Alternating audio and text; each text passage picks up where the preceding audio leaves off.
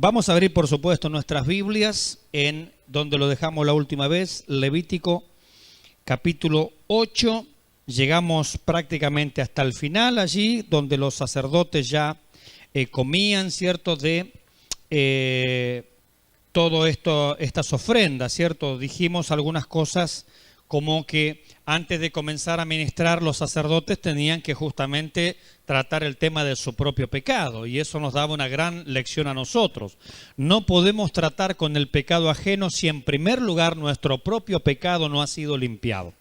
No podemos andar quitando pajas de ojos ajenos si nuestro propio tronco o viga no ha sido removida de su lugar. Entonces es importante entender que Dios nos da un lugar de responsabilidad, Dios nos da un lugar de privilegio, como un reino de sacerdote que somos, pero en primer lugar tiene que haber una limpieza de nuestras almas, una limpieza de nuestro corazón.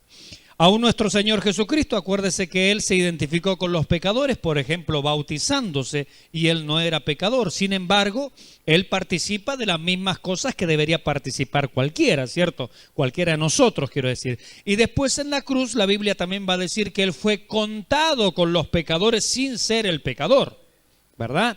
Entonces, bueno, si nuestro Señor se identifica con los pecadores no siéndolo, con mayor razón nosotros tenemos que decir y alabar la gracia del Señor, ¿cierto?, que nos ha sido concedida. Entonces, bueno, después de toda esta purificación, todo este ritual, estos lavamientos, estas vestimentas de los sacerdotes, y dijimos que había una clara distinción entre el sumo sacerdote y su vestimenta y la vestimenta de los otros sacerdotes.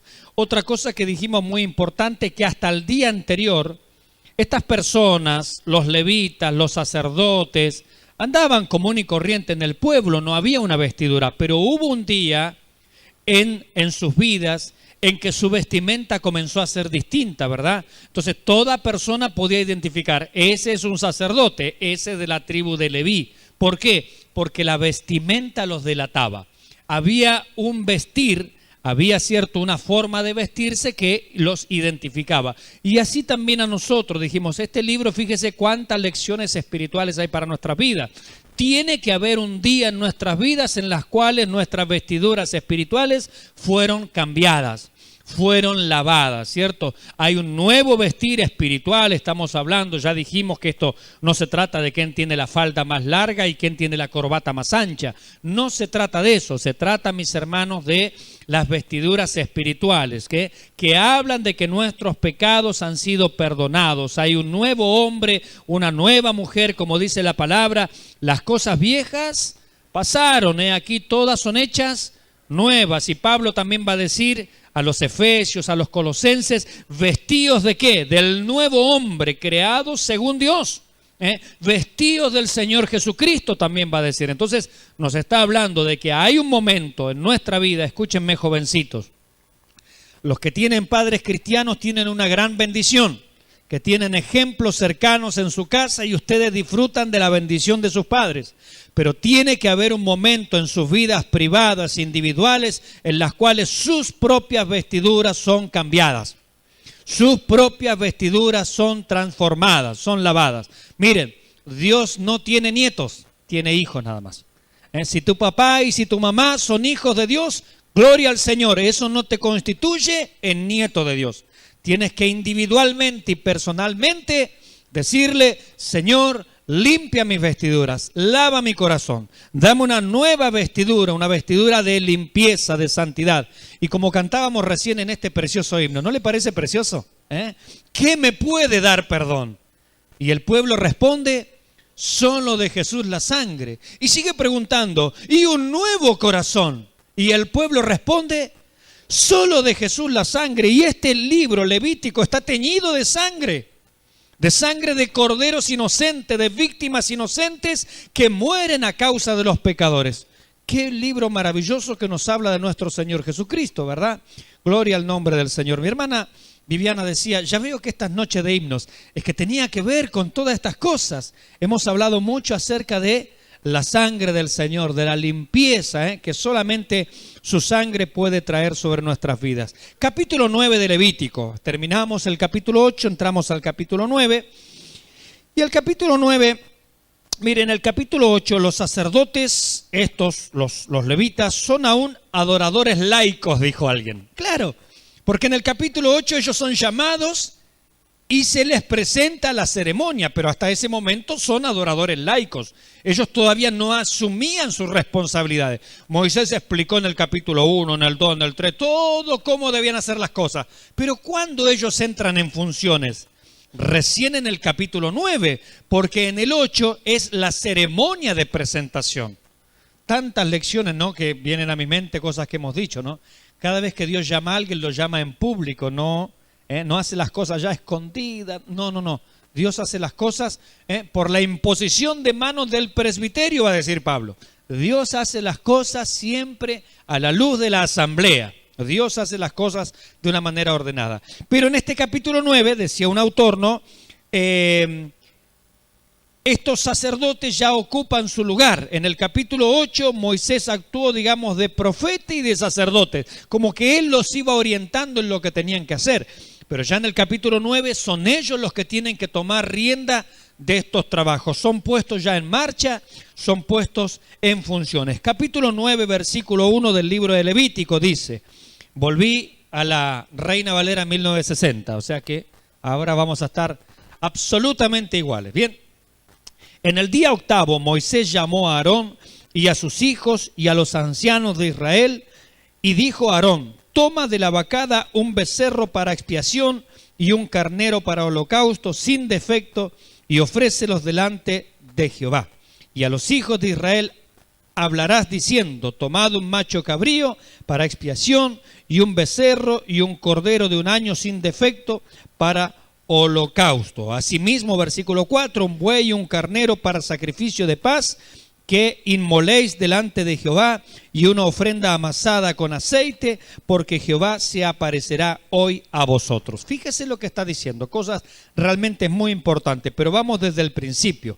En el día octavo, ¿se acuerda que dijimos que tuvieron que hacer 3 sacrificios diarios? ¿Se acuerdan? Tuvieron que hacer 3 sacrificios y decíamos, bueno, nos parece bastante, ¿no? Para un solo día 3 sacrificios. Dios dice, no, señores, no un solo día. 7 días. O sea que fueron 3 sacrificios el primer día, 3 el segundo, 3 el tercero, 3 el cuarto. Y también se les dijo durante todos estos días de vuestra consagración, no saldréis de aquí. ¿Qué quería decir eso? Como dice Pablo, aquel no que sirve al Señor no se enrieda en los negocios de la vida. O sea, dedicación exclusiva para el Señor. El Señor no permite, el Señor no quiere que, bueno, yo hoy lo estoy sirviendo al Señor, pero mañana estoy sirviendo al diablo. Estoy sirviendo al mundo, estoy sirviendo a mis amistades. No. Cuando el Señor nos llama a sus caminos de santidad, es para que seamos propiedad exclusiva de Él. ¿Cuántos dicen amén? Amén. El Señor es celoso, dice, ¿le provocaremos a ira? ¿Somos más fuertes que Él?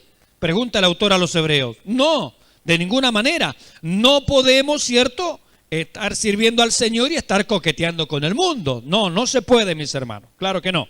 ¿Por qué? Porque nuestro Dios es fuego consumidor. Y aquí justamente va a hablar de eso también más adelante, ¿no? Me estoy adelantando. En el octavo día. Entonces, la consagración de ellos duró 7 días. 3 sacrificios por día. 3 sacrificios por día durante 7 días. Dedicación exclusiva. Imagínense. Al séptimo día estos muchachos ya tenían clarito cómo era el ritual. ¿Se da cuenta que Dios también lo hizo practicar? No los mandó a hacer sacrificios sin, bueno, ¿y esto cómo se hacía? ¿Cómo? No. 3 sacrificios diarios por cada uno durante 7 días. Pasó la consagración. Nadie se me va de la presencia del Señor. Decíamos también, no hay apuro en su presencia. No hay apuro en la presencia de Dios. Algunos eso lo toman como una excusa para alargar el culto de gusto. No estamos hablando de eso. Pero cuando la presencia de Dios está, ¿quién se quiere ir? ¿Quién está apurado por retirarse de su presencia? ¿Verdad que nadie? Cuando está la presencia de Dios allí, tenemos todo el tiempo del mundo para estar con Él. Y dice aquí en el día octavo. ¿Qué tiene de importante este día octavo? Que el día octavo es el día lunes. Es decir, ellos tuvieron toda la semana, el último día cayó sábado. Conforme a los días de la creación, ellos tuvieron toda una semana creacional, por así decirlo, y llegaron hasta el día sábado. Pero esto, la puesta en funciones es el día octavo. ¿Sabe cuándo resucitó nuestro Señor? Un día octavo, es decir, el primer día de la semana. Si ellos estuvieron toda la semana, 7 días, el último día es el sábado, es decir, que el día octavo es lunes. Domingo, estoy en nuestro calendario, estoy mal, perdón, discúlpeme. Me estoy salteando un día. Termina la semana un sábado, el octavo día es el día domingo. Sí, domingo, por Dios, domingo. Domingo. ¿Qué pasó un día domingo, mis hermanos, luego de la cruz del Calvario? La resurrección de nuestro Señor. Estos sacerdotes se han consagrado para servir al Señor. ¿Y cuándo comienzan en funciones? El octavo día, es decir, el domingo. Usted sabe que nuestro Señor, esto ya lo dijimos, Él en su ministerio, Él fue profeta, ¿verdad que sí? Él habló de parte de Dios. En los postreros tiempos nos ha hablado a través del Hijo, de Jesucristo. Y fuera de lo que nos dijo a través del Hijo, no hay nada más en la revelación de Dios. Amén. Nada, no hay más revelación. Todo lo que Dios quería comunicarnos lo comunicó a través de su Hijo Jesucristo, el cual es la imagen misma de su sustancia, dice, el primogénito de la creación, a quien constituyó heredero del universo. Bien, Él en su ministerio fue profeta, habló de parte de Dios. También dijimos que en el Calvario, ¿Él qué fue? Él fue oveja, pero una oveja rara, ¿no? Porque las ovejas normalmente no se andan ofreciendo, me sacrifican a mí y levantan la patita, no. Sin embargo, la oveja de Dios, el Cordero de Dios, dice, yo mi vida la doy voluntariamente. Él se ofreció a sí mismo para cargar nuestros pecados en la cruz. Qué oveja extraña al resto, ¿no? No solamente inocente, sino una oveja que se ofrece sola. Esta oveja dio un paso al frente sola y diciendo, yo voy al sacrificio. En el Calvario Él fue oveja. Pero a partir de la resurrección, mis hermanos, Él es sumo sacerdote. ¿Dónde está el Señor? Decíamos en la carta a los Hebreos, que era una de las grandes preguntas de la carta a los Hebreos, ¿se acuerdan? ¿Para qué se fue? Si nosotros decimos, y con razón, Él hizo los milagros que tenía que hacer, que autenticaban que Él era el Mesías. Él fue a la cruz del Calvario y dio su vida para nuestra limpieza, para el perdón de nuestros pecados. Él resucita, es decir, ya venció la muerte, venció al pecado, su sacrificio quedó claro que Dios lo aceptó. La pregunta que responde el autor a los Hebreos es, ¿para qué se fue entonces?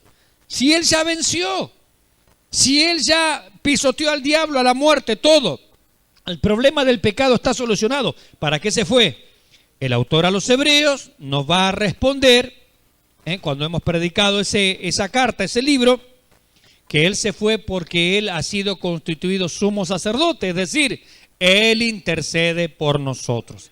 O sea que Él se fue para asumir su labor de sumo sacerdote. Como está escrito, mis hermanos, que Él es sumo sacerdote para siempre, según el orden de Melquisedec. Bendito sea su nombre. Y luego también decimos en el milenio, para completar toda la serie, Él es rey. ¿Cómo vuelve Él? ¿Como cordero?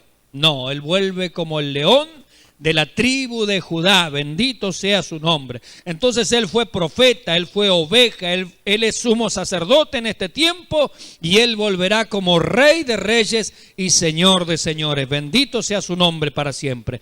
Y todo esto que sucede aquí, estos sacerdotes y el sumo sacerdote son puestos en funciones ¿cuándo? El día octavo, que corresponde en la Semana Santa al día de la resurrección. Cuando nuestro Señor resucita en el día octavo, es decir, el primer día de la semana, Él asciende a los cielos, mis hermanos. Él se presenta, dice, no con sangre ajena, sino con su propia sangre, mis hermanos, a la diestra de la majestad en las alturas. Y vive, dice, para siempre para interceder por aquellos que se acercan a nuestro buen Dios. Bendito sea el nombre del Señor. Y fíjese cómo esto justamente sucedió en el día octavo.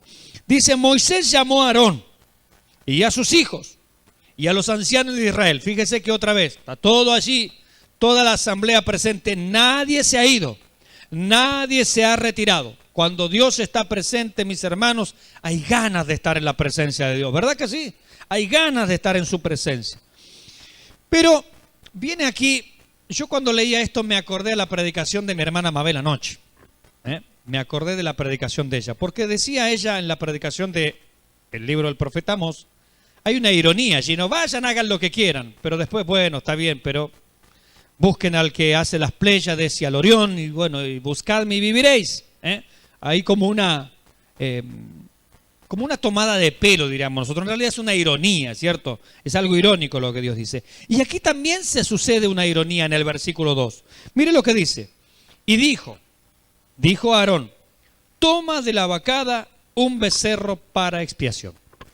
Usted sabe que el único becerro con el cual Aarón había tenido contacto es el becerro que él había fabricado de oro a los pies del Sinaí. Es decir, Dios le ha dicho, purifícate, conságrate, 3 sacrificios por día durante 7 días. En el 8º día, es decir, el día domingo, vas a ser puesto en funciones. Antes de que entres en funciones, Aaroncito, ven querido, ven, acércate, tráeme un becerro. La última vez que él había estado allí, frente a la gloria divina, por así decirlo, y un becerro, había sido el asunto del becerro a los pies del Sinaí. Aarón había hecho las cosas tremendamente mal. Él dijo, bueno, tú sabes cómo es el pueblo inclinado al mal, me dieron oro, yo lo tiré al fuego y salió ese becerro. No, lo había hecho él, lo había fabricado él y había hecho que el pueblo se prostituyera tras un becerro de oro, que después tiene que ser completamente deshecho, ¿cierto? Y aquí Dios lo va a poner en funciones, pero le dice a Aarón, tráete un becerro. Y un autor decía, no, lo primero que se le pasó por la mente a Aarón seguro en ese momento es, la última vez que me hablaron de un becerro, la embarré mal. Pero sin embargo, cuando uno hace las cosas conforme a la palabra de Dios, Dios pone un manto de piedad. Como diciendo, Aarón, esto es entre tú y yo. ¿Te acuerdas del becerro la última vez? Bueno, trae un becerro, pero yo te voy a explicar cómo se hacen las cosas bien. Bendito sea el nombre del Señor. Y esto es la gracia divina, mis hermanos. Este era un hombre que había fracasado, pero anticipadamente, ¿sí o no? La primera cuestión con el becerro es un fracaso rotundo. Es más, ¿cuántos murieron? Yo no me acuerdo ahora la cifra, pero ¿cuántos murieron? ¿Se acuerda que se encendió la ira de Dios, la mortandad? Él se salvó de milagro porque el que hizo el becerro fue él. El pueblo se prostituyó tras el becerro, pero ¿quién hizo el becerro? Fue el mismo Aarón. Años más tarde, ya cuando Israel estaba, se divide el reino, ¿cierto? En la época del rey Roboam, queda Jeroboam al norte con 10 tribus y Roboam al sur con 2 tribus. Y Jeroboam, para que la gente no se vaya a Jerusalén a adorar, ¿qué hace? 2 becerros de oro. Uno lo pone al norte en Dan, el otro lo pone al sur en Efraín y le dice, Israel, estos son tus dioses, ya no vas a ir más a Jerusalén, no vas a ir más al templo, adora los becerros. Otra vez el problema del becerro en la historia de Israel. Y inventó allí una casta sacerdotal de cualquier tribu, venga el que venga, y eran sacerdotes allí para servir a este nuevo Dios, el Dios becerro. Dios le va a mostrar a Aarón poniendo un manto de piedad porque él, bien lo dice un autor, tendría que haber muerto ese día también. Sin embargo, ahí vemos la manifestación de la gracia de Dios. Dios fue piadoso, fue misericordioso con él, le mostró abundante gracia, él no murió esa vez y ahora que él va a ser el sumo sacerdote, Dios le dice, tráeme un becerro, Aarón. A la mente vienen todos aquellos recuerdos, ¿no? A la mente vienen todos aquellos problemas. Pero sin embargo, cuando uno hace las cosas como Dios manda, mis hermanos, hay bendición. Y luego vamos a ver cómo en aquella ocasión, en ese día 8º, en ese día domingo, el Señor va a manifestar su gloria, va a manifestar su presencia. Porque de eso se trata este pasaje. Porque fíjese lo que les va a decir en algún momento. Versículo 4, al final, ¿no? Porque Jehová se aparecerá hoy a vosotros. Dios iba a estar allí presente, pero primero Aarón tiene que solucionar el problema del becerro. Ahora vamos a hacer las cosas bien, Aarón. Ahora, Aarón, estás aprendiendo. Mire, los sacrificios, dice un autor, llegaron a su fin, para nosotros, ¿cierto?, con la muerte de Cristo. ¿Verdad que sí? Los sacrificios llegaron a su fin con la muerte de Cristo. Y toda aquella persona que confía hoy en la sangre de Cristo, en vez de recurrir a un animal, viene a Jesucristo por la fe en el Señor. Gloria al nombre del Señor, ¿no? Como Él ha hecho que aquello que era provisorio tuviera su cumplimiento en la cruz del Calvario. Y le dice, versículo 2, dijo a Aarón, toma de la vacada un becerro para expiación. Vamos a limpiar el pecado. ¿Te acordás del becerro? Bueno, ¿viene a tu memoria el becerro? No tiene que haber vestigios en la conciencia, en el corazón, nada. Hermanos, nuestra conciencia tiene que estar tranquila para servir al Señor. Esto lo va a decir Pablo también, que si nuestra conciencia nos acusa, mayor es el Señor. Es decir, que a veces nuestro pasado nos persigue. Tal vez Aarón se sentía perseguido por esta situación. Tal vez Aarón se sentía culpable. Tanta gente murió por mi causa. Yo hice aquella obra del becerro. Había una culpabilidad tal vez en su corazón, no lo sabemos. Pero mis hermanos, delante del Señor, cuando nuestra conciencia nos acusa, allí está la sangre de Cristo para limpiarnos de todo pecado, limpiarnos de toda maldad. Y le dice, y un carnero para holocausto, sin defecto, y ofrécelo delante de Jehová. Versículo 3, y a los hijos de Israel háblales diciendo, ahora esto es por la nación, por todos. Allí están los ancianos delante del Señor. Tomado un macho cabrío. ¿Sabe lo que es un macho cabrío? Es lo que nosotros normalmente hoy llamamos un chivo expiatorio. ¿Vieron que cuando hablamos del chivo expiatorio, qué significa? Bueno, agarramos a alguno por ahí, el primero que se cruce, un perejil por ahí, y a ese lo hacemos pagar por todo, ¿no?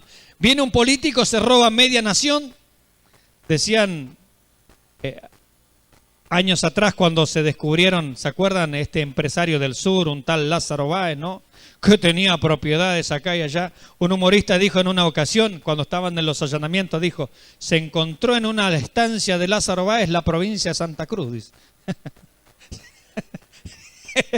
El robo así había sido tremendo, ¿no?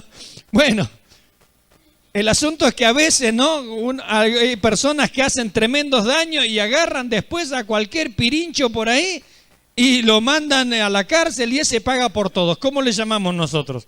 Un chivo expiatorio.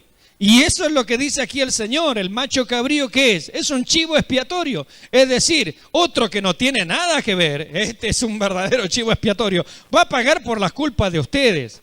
Y este es por toda la nación. Usted sabe que Jesucristo es nuestro chivo expiatorio. El que no tenía nada que ver. Ante nuestras grandes maldades lo toman. Él se ofrece voluntariamente, sabemos, estamos haciendo una figura, ¿cierto? Y Él da su vida por nosotros. Pero esto literalmente me causaba gracia, ¿no? Porque hay otras versiones, por ejemplo la TLA, que dice, traedme un chivo expiatorio, un chivo para expiación. Entonces allí me causó gracia, ¿no? Entonces dice, tomad un macho cabrío, el chivo expiatorio, para expiación, y un becerro y un cordero de un año sin defecto para holocausto. Acuérdese que, fíjese, el orden que se está estableciendo. Primero solucionamos el problema del pecado, luego viene el holocausto, luego viene esto de identificarme con Cristo.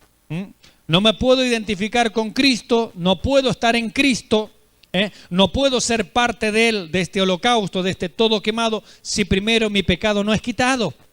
Entonces, primero se quita el pecado, ahí, el chivo expiatorio. Segundo, el holocausto, es decir, me identifico con aquel que es perfecto. Recuerde que el holocausto simbolizaba la humanidad perfecta de Jesucristo. Versículo 4, asimismo un buey y un carnero para sacrificio de paz. Acuérdese que el sacrificio de paz era porque el pecado fue limpiado, fue expiado. Segundo, me identifico con ese sacrificio, me identifico con aquel cordero inocente. Tercero, puedo tener paz con Dios, porque eso era el sacrificio de paz. Entonces hay un proceso, hay un orden lógico. No se puede tener paz con Dios si el pecado no fue solucionado. No. Justificados pues por la fe, tenemos paz para con Dios. No hay paz con Dios si no está solucionado el tema del pecado. Por eso el salmista va a decir, Dios está airado contra el impío. ¿Cuántas veces? Todos los días. ¿Hasta cuándo? Hasta que no se arrepienta. Ahora, él pregunta, ¿quiero yo la muerte del impío? No, yo quiero que él se arrepienta. Si él se arrepiente, yo lo perdono y estamos en paz. Bendito sea el nombre del Señor. Entonces, ahora, fíjese que todo esto que pasa aquí, seguimos con sacrificio y más sacrificio y más... No saqué la cuenta, honestamente, pero ¿cuánto se sacrificó durante toda esta semana? ¿Cuánto? Y eso nos hablaba del tremendo problema del pecado. Mis hermanos, cuando un creyente minimiza la cuestión del pecado, no está entendiendo con qué Dios se está tratando. No lo está entendiendo. Si nosotros minimizamos, como se decía estos días, la santidad de Dios, o mi pastora Verónica estos días predicaba, ¿no?, de la santidad de Dios. Si nosotros minimizamos la santidad de Dios y lo que significa nuestro pecado, no estamos entendiendo con quién estamos tratando. Necesitamos tener una clara conciencia de lo que es el pecado. No podemos tomarnos el pecado a la ligera. No se puede. No se debe. Tomarse el pecado a la ligera es no entender con qué Dios estamos tratando. Él es amplio, Él es misericordioso, pero también la Biblia nos va a decir que Él es fuego consumidor. Y el capítulo 10 nos va a demostrar que Él es fuego consumidor. A los dos primeros que hicieron las cosas mal, ¡fum!, salió allí el lanzallama divino desde el altar y los dejó frito ahí. Es más, le dice a los que estaban alrededor, nadie los llore. Ni siquiera llorarlo, ni los lloren, porque si los lloran se mueren ustedes también. Yo creo que Aarón contuvo las lágrimas allí, los ojos como vidrio los habrá puesto, ¿no? Como roca. Porque Dios es Dios santo. Porque Él no tolera el pecado. Él tolera nuestros errores. Él tolera nuestras debilidades. Pero Él no tolera nuestra soberbia. Él no tolera la altivez. Al corazón contrito y humillado, que es pecador, pero Él lo recibe. Pero aquel que está con soberbia, con altivez, con obstinación, con orgullo, lo resiste Dios. Entonces, mis hermanos, Él puede tolerar nuestras debilidades, nuestras flaquezas, nuestras ignorancias. Él las tolera. Él es misericordioso. Es más, va a decir en el libro de Hebreos, que ya lo predicamos, que estos mismos sacerdotes, como al haberse enfrentado primero con todo este proceso, dice, para que el sacerdote se muestre paciente para con los ignorantes y extraviados. Hermanos, así debemos sentirnos nosotros en los casos ajenos. Misericordiosos, pacientes para con los ignorantes y extraviados. Usted puede decir, pero aquel no entiende nunca. Téngale paciencia. Tengámosle paciencia. Judas va a decir, a los que dudan, convencedlos. A otros, arrebatad, salvándolo del fuego. Mirá, ese ya se está chamuscando, pero salvalo igual. Y de otro, tené misericordia, mirá, aborreciendo hasta aún su ropa. Es todo sucio, está totalmente perdido, no tiene ninguna esperanza, pero tené misericordia, dice el Señor. ¿Por qué? Porque Dios la tuvo con nosotros. Este Aarón mereció morir tiempo atrás y sin embargo hoy es sumo sacerdote. ¿No merecía usted y yo la muerte? ¿No es que estábamos todos destituidos de la gloria de Dios y estábamos todos rumbo a una eternidad en el infierno, en el lago de fuego? ¿Sí o no? Pero sin embargo Dios ha tenido piedad y misericordia de nosotros, ha sido paciente para con nuestra ignorancia y nuestro extravío, y en vez de ir a parar al lago de fuego tenemos destino a la Nueva Jerusalén. ¿No es eso gracia y misericordia? Y esa gracia y misericordia Dios la quiere también extender a otros. Este es un pasaje, mis hermanos, decía un autor, y me gustó porque no lo había visto de esa forma de ninguna manera. Este es un pasaje misionero, decía él. Y yo digo, ¿dónde está lo misionero? Es que Dios está preparando un reino de sacerdotes para que ellos sean luz a las naciones, para que ellos alumbren y sean ellos el prototipo, el ejemplo. Así como nosotros éramos esclavos, no valíamos nada, estábamos extraviados, perdidos, ignorantes en la idolatría. Dios nos apartó. Si Dios nos apartó, nos santificó, nos ha dado vida, también quiere hacer esto con las demás naciones. Ese era el propósito de Dios. Por eso Dios le dijo, vosotros me seréis un reino de sacerdotes. Dios siempre quiso incluir a las otras naciones en su bondad, en su amor, en su misericordia. Siempre lo quiso hacer. De hecho, las personas que nos narra la Escritura que ingresaron a la familia de Israel en aquellos tiempos eran justamente la gente que no podrían haber entrado de ninguna manera. Ejemplo, Ruth la moabita, porque decía la Escritura, jamás un moabita entrará en la congregación de Jehová. Sin embargo, Ruth la moabita entró. Y se casó con aquel varón que se llamaba Booz, el cual vino a ser un antepasado del rey David y un antepasado del Señor Jesucristo. Y también en la familia de Israel entró Rahab, y se nos dice bien claro su profesión. ¿Qué era Rahab? La ramera. ¿Y de dónde era? De Canaán. Los cananitas estaban destinados al fuego de la condenación. Sin embargo, Dios la incorporó a su familia. Dios siempre quiso mostrar misericordia. Por eso decía un autor, y cuando él va explicando, bueno, voy entendiendo, digo, ¿qué razón que tiene? Este es un pasaje misionero, le está diciendo a su pueblo, esto es lo que yo quiero hacer con ustedes, pero no porque ustedes son gran cosa, esto lo que hago con ustedes es lo que quiero hacer con la humanidad, porque en definitiva, Dios es el creador de todos. Y ustedes me van a servir como ejemplo, como prototipo. Ahora, ¿qué quiere hacer Dios con la iglesia? ¿No es lo mismo acaso? ¿No es similar acaso? Somos un reino de sacerdotes para que anunciemos ¿a quién? A otros. Las virtudes ¿de quién?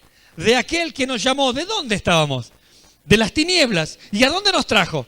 A su luz admirable. ¿No es eso lo que hizo con Israel? ¿No es eso lo que hace con la iglesia? ¿Y para qué nos tiene entonces en este lugar? Para que alumbremos. Para que seamos un reino de sacerdotes, para que nos mostremos pacientes y misericordiosos con el extraviado, sabiendo que nuestros propios pecados fueron limpiados de la misma manera. Bendito sea el nombre del Señor. Y como diría la hermana Viviana, nos está cayendo la ficha. Y sale la latita abajo. Gloria a Dios. Bien, seguimos. Bendito sea el nombre del Señor. Y llevaron, versículo 5, y llevaron lo que mandó Moisés delante del tabernáculo de reunión, y vino toda la congregación y se puso delante de Jehová. Versículo 6, entonces Moisés dijo, esto es lo que mandó Jehová, hacedlo y la gloria de Jehová se os aparecerá. Lo vuelve a repetir. Versículo 7, y dijo Moisés a Aarón, acércate al altar y haz tu expiación. Primero, soluciona el pecado. Segundo, tu holocausto. Te identificas con el inocente. Tercero, y haz la reconciliación por ti y por el pueblo. Haz también la ofrenda por el pueblo y haz la reconciliación por ellos como ha mandado Jehová. Ahora lo puso todo en las manos de este sumo sacerdote. Así, mis hermanos, nuestra reconciliación está en las manos de Cristo el Señor. Queremos tener paz con Dios, tenemos que venir a nuestro sumo sacerdote. Versículo 8. Entonces se acercó Aarón al altar y degolló el becerro de la expiación que era por él. Y los hijos de Aarón le trajeron la sangre, y él mojó su dedo en la sangre y puso de ella sobre los cuernos del altar. Acuérdense que eran 4 puntas allí, de acuerdo a los puntos cardinales, y derramó el resto de la sangre al pie del altar. O sea, básicamente nos va a describir lo que se hizo, ¿cierto? Que ya lo hemos visto en otros pasajes, ¿no?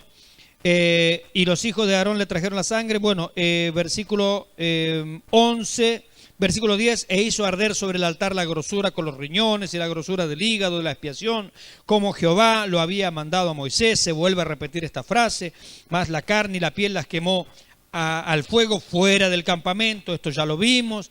Versículo 12, degolló asimismo el holocausto, el todo quemado, y los hijos de Aarón le presentaron la sangre, la cual roció él alrededor sobre el altar. Después le presentaron el holocausto pieza por pieza y la cabeza, y le hizo quemar sobre el altar.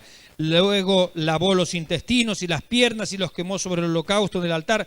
Todo esto ya lo vimos. Si alguno no se acuerda, busque en internet, canal Yepi Producciones en YouTube, y allí están en las prédicas por si no se acuerda de nada. Bien. Versículo 14, bueno, luego lavó el intestino, las piernas, y quemó sobre el holocausto en el altar. Versículo 15, ofreció también la ofrenda del pueblo y tomó el macho cabrío, el chivo expiatorio, que era para la expiación del pueblo, y lo degolló, y lo ofreció por el pecado como el primero, y ofreció el holocausto e hizo según el rito. Ofreció asimismo la ofrenda y llenó de ella su mano. Esta es la ofrenda de paz, ¿sí? Acuérdense que agarraba una porción del grano y lo quemaba ahí arriba. Esto era la comunión, simbolizaba entre Dios y su pueblo. Se soluciona el pecado, me identifico por la fe con el inocente, luego tengo paz con Dios. Versículo 18, degolló también el buey y el carnero en sacrificio de paz, que era del pueblo. Esto se comía, acuérdense que una parte era de Dios y el resto se comía, o sea que acá entraron también a comer, un social después del culto, que era del pueblo, y los hijos de Aarón le presentaron la sangre, la cual roció él sobre el altar alrededor, y las grosuras del buey, del carnero, la cola, la grosura que cubre los intestinos, los riñones, la grosura del hígado, y pusieron las grosuras, toda esa grasitud, todo ese órgano interno, sobre los pechos de estos animales, ¿no? Y él las quemó sobre el altar. Pero los pechos y la espaldilla, es decir, en una parte trasera allí, derecha, los meció. Acuérdense que vimos, ¿no?, en la consagración cómo era tratado como un bebé. Y usted dice, pero es un pedazo de carne y son pan y hojaldre. Bueno, Dios estaba diciendo, mucho cuidado con las cosas de Dios, Se las tratan con suma delicadeza. La ofrenda mecida se llamaba eso, ¿no? O agitada es la palabra técnica. Como ofrenda mecida delante de Jehová, como Jehová lo había mandado a Moisés. Mis hermanos, dice un autor, nuestros mejores servicios deben aún ser lavados con su sangre.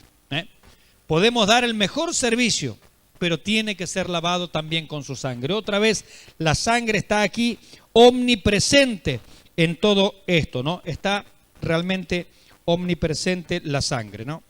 El final ahora de todo este proceso, dice un autor, era la adoración, y tiene razón. Es decir, hay una promesa aquí. A ver, hagan las cosas como Dios dice, hagan todo esto, ya se han consagrado una semana y Dios se va a manifestar. Es decir, Dios no se manifiesta si uno primero no se consagra. Aquí hay otra gran lección. ¿Quieres presencia de Dios? ¿Quieres el fuego de Dios? No sé, ¿quieres la manifestación del poder de Dios? Conságrate primero. Pero bien consagrado, porque esta gente se tuvo que consagrar bien. Es decir, Dios nos apareció al día tercero. Uy, bueno, ya hicimos 3 sacrificios por día, estamos en el día tercero, 3 por 3, 9, ya van 9 sacrificios. No. Tienen que hacer todo el proceso como Dios lo ha mandado. Tienen que santificarse, hacer todo el ritual que Dios ha pedido. Y está la promesa, y Dios se va a manifestar. Hermanos, queremos que Dios se manifieste en nosotros, tenemos que vivir en santidad. Tenemos que buscar al Señor. No hay poder de Dios, no hay manifestación de Dios si no hay búsqueda de Dios. Si no hay santificación, si no hay pureza de labios, hermanos, tenemos que prepararnos. Entonces decía un autor, el fin de todo esto, el capítulo 9, es la adoración, la manifestación de la presencia de Dios. La nación, dijimos, sería un reino de sacerdote para las naciones. Ellos debían llevar la gloria de Dios y alumbrar el buen camino, la restauración, el perdón, la santificación y la conversión a Dios. Ellos iban a ser el prototipo. Y mire lo que dice un profeta en el Antiguo Testamento, hablando del futuro. Como Israel no cumplió esta parte, él dice, y hasta hay un corito con este texto, dice, en la tierra habrá conocimiento de la gloria del Señor como las aguas cubren el mar. Entonces Dios dice, a ver, ustedes no lo hicieron, pero Dios dice, en la tierra va a suceder esto. Ahora, ¿cuándo va a suceder esto? En el reino milenial, cuando Jesucristo venga a reinar. Allí va a estar el Israel redimido, el Israel salvo en la gran tribulación. Va a estar la iglesia glorificada, las naciones ovejas que van a ser salvas durante en la gran tribulación. Van a entrar allí al reino milenial. Jesucristo va a ser el Señor, y allí se cumplirá aquella palabra que en la tierra habrá conocimiento de la gloria del Señor como las aguas cubren el mar. Y dice otro profeta, nadie dirá a su compañero, conoce al Señor. ¿Por qué? Porque todos me conocerán. Gloria al nombre del Señor. Dios quiere darse a conocer. Él no es un Dios que esté jugando a la escondida. Por eso Él decía anoche, buscadme y viviréis. El que busca, halla, el que pide, recibe, y al que llama se le abrirá. Dios es un Dios cercano, no es solamente un Dios de lejos, es un Dios cercano, que está allí al alcance de nuestro corazón. No digas en tu corazón, dijo Moisés, ¿Quién subirá al cielo? ¿Quién descenderá al abismo? No, no, porque cerca de ti está la palabra en tu boca y en tu corazón. Y Pablo esto lo lleva a Cristo. Que si confesares con tu boca que Jesús es el Señor, creyeres en tu corazón que Dios le levantó de los muertos, serás salvo. Amén. Está tan cercano nuestro Dios al alcance de una confesión producto de un corazón quebrantado. Mire qué cercano que es Él. Hay gente que hace peregrinaciones por buscar a Dios. Hay gente que se cruza cielo, mar y tierra. Hay evangélicos hoy que se recorren 50 iglesias buscando donde hay unción, donde hay poder, donde hay manifestación. Hermano, quebranta tu corazón. Búscale. Llámale. Conságrate a Él y Él está allí al alcance de la mano, al alcance de un corazón arrepentido. Pero la gente parece que no lo han entendido. Están buscando unción, están buscando poder, están buscando donde en las iglesias vuelan las bancas, donde hay estrellitas de colores cayendo ahí del cielo raso. No, mis hermanos, Dios está al alcance de un corazón quebrantado. Allí está.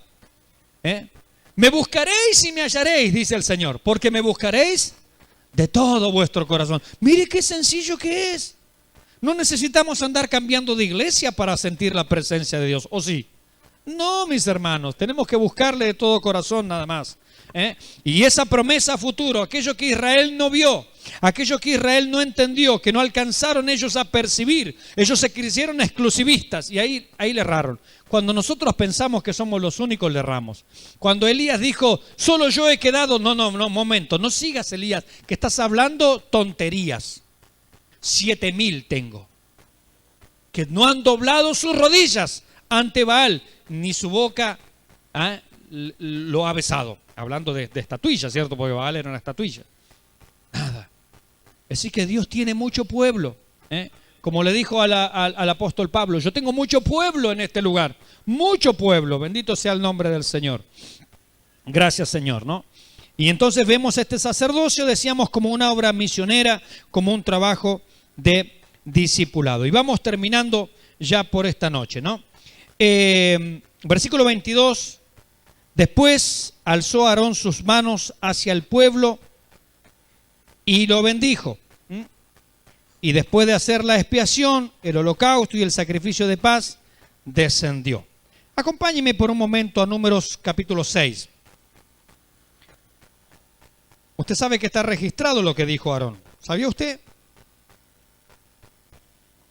Está registrado en la misma palabra, Números capítulo 6. ¿Qué es lo que, o cómo Aarón tenía que bendecir al pueblo? Porque esto también Dios lo ha establecido. Versículo 23. Habla a Aarón y a sus hijos y diles, así bendeciréis a los hijos de Israel, diciéndole, léalo conmigo por favor. Jehová te bendiga y te guarde. Jehová haga resplandecer su rostro sobre ti y tenga de ti misericordia. Jehová alce sobre ti su rostro y ponga en ti paz. Amén. Y después dice, y pondrán mi nombre sobre los hijos de Israel y yo los bendeciré. Fíjese, ¿cómo bendijo Aarón aquel día? Con estas palabras. Y alguien notó esto. Es una fórmula trinitaria. Jehová te bendiga y te guarde. Jehová haga resplandecer su rostro sobre ti. Jehová alce sobre ti su rostro y ponga en ti paz. Es una bendición trinitaria. 3 veces Jehová, 3 veces Dios. Gloria al Señor. Son las insinuaciones trinitarias del Antiguo Testamento. Claro que sí, bendito sea el nombre del Señor. Y qué lindo es bendecirnos de esa manera, ¿no? Claro, no lo vamos a hacer como un ritual. Ahora el pastor puso en marcha el Antiguo Testamento. No, quiero decir que cuando la Escritura dice aquí, el Señor bendijo, ¿cómo lo bendijo? Ahora, lo de Aarón era una expresión de deseo. Cuando usted bendice a su hermano, ¿qué es? ¿Usted tiene el poder de bendecirlo? No, es una expresión de deseo. Pero sin embargo, cuando este deseo coincide con lo que Dios ha mandado, con la voluntad de Dios, dice allí al final lo que leímos recién, y Jehová te bendecirá. Es decir, yo le digo a mi querido pastor Daniel, pastor, el Señor te bendiga, pero no tengo el poder yo de bendecirlo. ¿Cómo hago yo con mis palabras para crear, por ejemplo, en él salud si se encontrara enfermo? No tengo ese poder. Hay algunos que enseñan hoy cualquier cosa, ¿no? Como que uno tiene un poder creativo. No, eso lo tiene solo Dios. Pero cuando yo hago las cosas conforme a lo que Dios ha dicho, cuando yo estoy bendiciendo conforme a lo que Dios bendice, acuérdese lo que le dijo a Abraham: bendeciré a los que te bendijeren y a los que te maldijeren, maldeciré. Entonces todo eso viene de Dios, la bendición, la maldición viene de parte de Dios. Ahora, qué bueno es que nosotros expresemos de acuerdo a la voluntad de Dios una bendición sobre nuestros hermanos. No está el poder en nosotros, Dios lo dice bien clarito ahí. Y Jehová, el Señor, es el que da la bendición. Pero cuando uno hace las cosas como Él dice. Hermano, que el Señor te bendiga, que bendiga tu casa, que bendiga tu familia, que bendiga tus hijos, que bendiga tu trabajo. Cuando yo hago las cosas conforme a la voluntad de Dios, es Dios el que va a actuar. No es mi palabra, no es mi poder, no es mi autoridad, sino que es la de Él. Y terminamos, bendito sea el nombre del Señor. Versículo 23. Y entraron Moisés y Aarón en el tabernáculo de reunión. Se metieron ahora para adentro. Estuvieron allí y salieron y bendijeron ahora los dos al pueblo, otra vez la expresión de deseo. Versículo 24. ¿Cómo sabemos que Dios contestó aquella bendición? ¿Cómo sabemos que Dios estuvo agradado con todo lo que se hizo? ¿Cómo lo sabemos? Recién lo sabemos al final del versículo 24. Y salió fuego delante de Jehová. ¿De dónde? ¿Dónde estaba Jehová? En la nube, sobre el tabernáculo, en la parte trasera donde estaba el arca del pacto, ¿se acuerdan? Allí atrás estaba la nube. Dice, y salió fuego de delante de Jehová y consumió el holocausto con las grosuras sobre el altar. Y viéndolo todo el pueblo, alabaron y se postraron sobre sus rostros. Hermanos, Dios manifestó allí su presencia. Y cuando Dios manifiesta su presencia, ¿qué hizo el pueblo? Dos cosas. Alabaron a Dios. ¿Qué es alabar? Es bendecir su nombre. Es declarar las grandezas de Él. ¿Y qué es adorarle? Dice, se postraron sobre su rostro. Literalmente pusieron la frente entre sus rodillas tocando la tierra. Entonces la adoración no tiene tanto que ver con el cántico, tiene que ver con una actitud, de estar rendidos, de estar quebrantados ante su presencia en un temor reverente. Bendito sea el nombre del Señor, que podamos alabarle y adorarle así de todo corazón por la gracia que Él ha manifestado sobre nuestras vidas.